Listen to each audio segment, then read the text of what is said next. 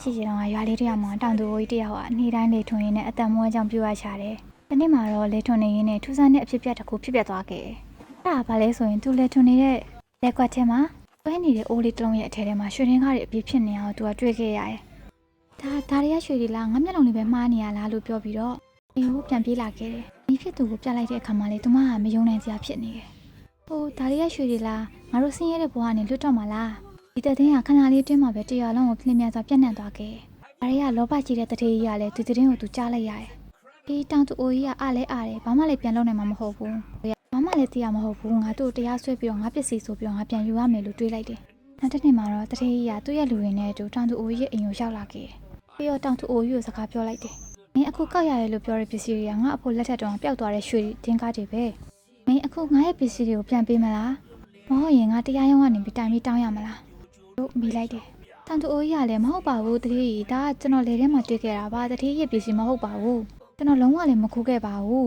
။တို့ပြန်ပြောလိုက်တယ်။နောက်တစ်နေ့မနက်မှာတော့တရားရုံးကနေတထေးကြီးနဲ့တောင်သူအိုကြီးကိုဆွန့်ခလိုက်တယ်။ဒီရသားများကလည်းလာရောက်ပြီးတော့ကြည့်ရှုကြတယ်။တရားရုံးမှာလည်းသူတို့ကညှင်းခုန်နေကြတယ်။အဲ့ဒီအချိန်မှာတရားသူကြီးကပညာရှိစွာနဲ့မေးလိုက်တယ်။တထေးကြီးမင်းအဖိုးပျောက်သွားတယ်ဆိုတဲ့ရွှေတင်က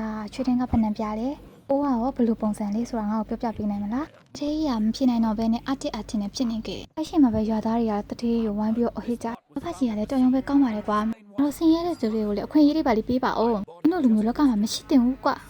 ဝိုင်းပြီးတော့အော်ရီပြောဆိုခဲ့ကြတယ်။အမှန်တော့အစားရဲတရားသူကြီးကလောဘကြီးရဲ့တရေရဲ့အကြောင်းကိုရိပ်မိပြီးတော့ဆင်းရဲတဲ့တောင်သူအိုကြီးကိုအကူအညီပေးချင်ခဲ့တာပါ။လောဘကြီးရဲ့တရေကြီးကလည်းချောင်းကြောင်လန့်စာနဲ့ထွက်ပြေးသွားခဲ့တယ်။သူအိုကြီးနဲ့သူစနေဟာရွှေအိုးကိုတင်စီပြီးတော့သူတို့ကဆင်းရဲသားတွေကိုအကူအညီပေးရင်းနဲ့ပျော်ရွှင်စွာနေထိုင်တတ်ကြပါတော့တယ်ရှင်။လမ်းလေးရတော့ပြပါပြီ